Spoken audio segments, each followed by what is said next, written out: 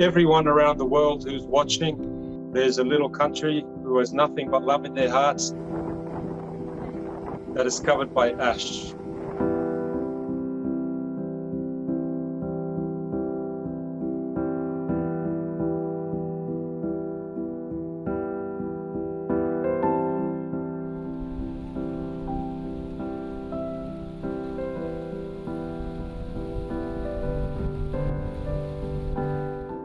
We started a GoFundMe. The aim was to raise $1 million.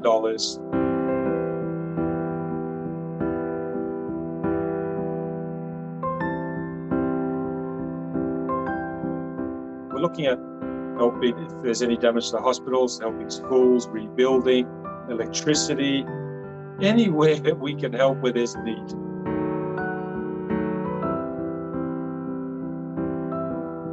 It's very hard for people who are overseas who want to help. We're trying to do our best to just do what we can.